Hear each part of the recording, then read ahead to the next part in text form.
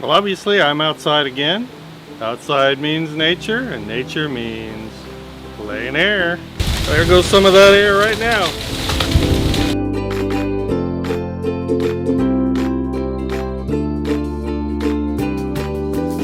Welcome back to the Mind of Watercolor, everybody. Just thought on this episode I would show you my plein air setup real quickly. It's kind of windy here. I actually had to reshoot this part of the video. I've already done the painting and I'm going to have that featured in the end of this video, but right now I just wanted to give you an idea of what I use for a plein air setup, or what I'm going to use, and hopefully this rushing wind is not going to be a big problem. It's kind of brisk. If I keel over, you'll know it's because I've been pelted by these hickory nuts. So anyway, if you've not seen it, you could watch the video on how I made this little travel easel right here, this field easel. Very easy to make. I'll put a link down in the description. As I said in that video, I made it so I can hang a rag here. I got hooks on both sides. I can easily clip a sketchbook to the top, or I can rest another drawing board or even a watercolor block on top. I found this cool little water container. This is a watertight brush washer with a strainer. You can see it's got a rubber watertight washer. It's got a little brush washer strainer. This type of thing is usually used for oil paints, but pigment settles to the bottom of watercolor too when you use their water. You'll notice that.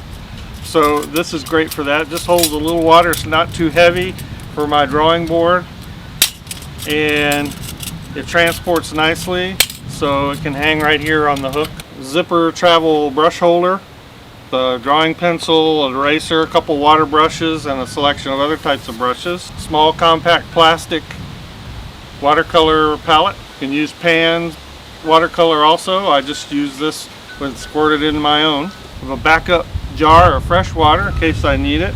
This is just a simple folding camp table. We use it a lot for picnics. I have a folding chair here. For this demonstration I was just going to stand. So part of what I don't know is how much I'm going to be willing to lug with me when I go out and plein air paint. A lot of that will determine how far I'm going from the car. I'm not an experienced plein air painter. I haven't done this since probably nearly college and a few years after that, and when I did I just sat on the ground. Those days have gone, my friend. All of this is stuff I might bring with me. Some of it I may lug with me into the field, some of it I may not. If you're an experienced plein air painter and you're looking at this and saying, Steve, you're not going to want to do that, then please tell me, because as I said, I'm not experienced and I'm looking for ideas. But this is what we're going to try, and we will let you know how it works. Well, I'm doing this plein air painting on my property, and one of the things I love about our property are these hickory trees, which have this really pretty golden tone to their leaves when they turn for fall. Well, what I'm going to do today is just probably going to be very quick and sketchy. I'm starting out with this flat brush. I'm trying to go bigger with the brush than I would normally feel comfortable, and the main reason for that is I want it to stay impressionistic and essential and just get some of the essential form. I'm my own worst enemy sometimes when I try to do too much detail. I'm just going to start by quickly laying in and defining some of the lighter tones. All these branches have a sort of a downward cast to them. You can twist a flat brush pretty easily when you're defining these shapes and make neat little angular forms. It really does produce quite a different form than a round brush does. And a round brush would be perfectly acceptable here as well, but I'm just going for this look.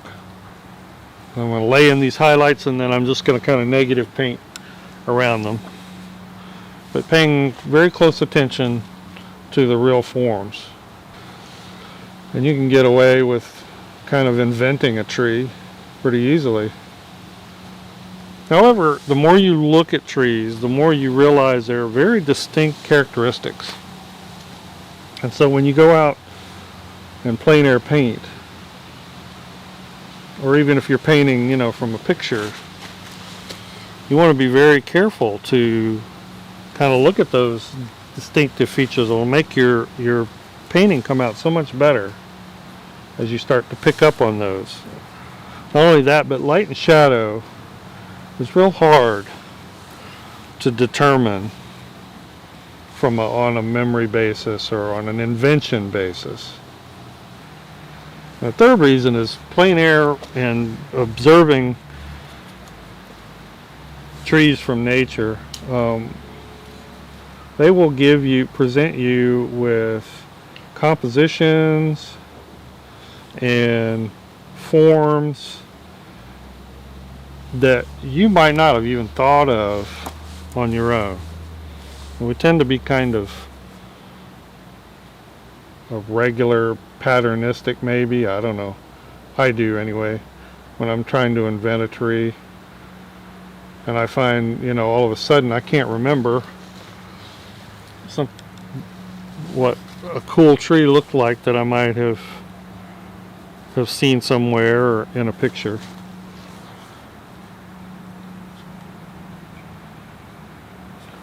I'm just painting in these forms that represent clumps of leaf in the leaf canopy, and then I'm tapping the bottom. A lot of these are still wet. This just adds some shadow area. Very simple, very easy. I'm going to start putting in my trunk very lightly. This is actually a double trunk tree. Big one and a skinny one.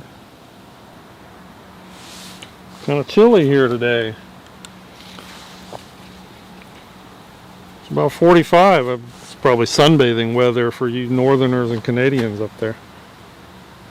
Well, it's a little crisp for a good old South Carolina boy like me.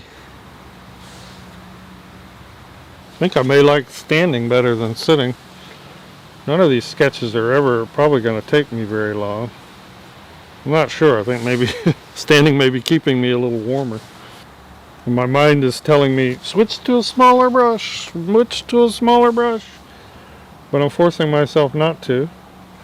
I like the essential nature of this big brush. And I can paint. It just helps me stay impressionistic and concentrate. It's still a representation, but concentrate on the major forms. That's real important. One of the biggest mistakes that artists make, especially young and budding artists or inexperienced artists, and I made this mistake a ton of times, I still make it, is getting too delving into detail before you really have mastered the essential forms themselves. Well, not even mastered, I mean just even know how to suggest or render them. Details sometimes are fun to paint, but they don't really help make a painting what it is. They don't give it the quality that it needs to have. You can paint something very detailed and it can be drawn very badly. And this in fact happens a lot.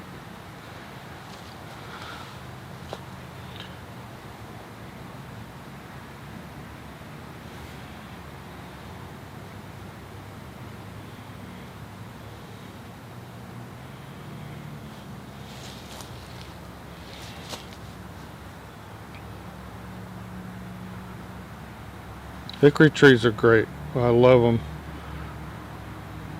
They do put a lot of nuts on the ground, which are essentially inedible.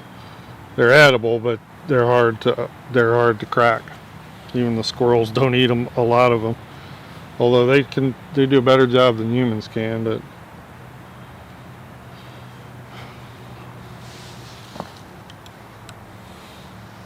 hickory is a really hard wood once it's seasoned.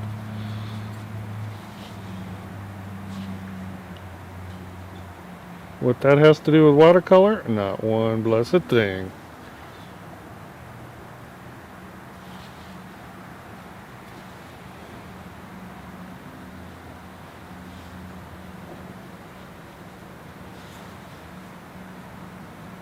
Well, I think we're going to call that done for today. I may go inside and warm up and fiddle with it a little more. It's a nice little companion piece to a little companion study to what I did yesterday. But thanks for joining me today, guys. This was a blast. I hope this inspires you to get out and do some painting, a few tree studies. If this was a help to you, I hope you'll subscribe and like the video, and we will see you next time.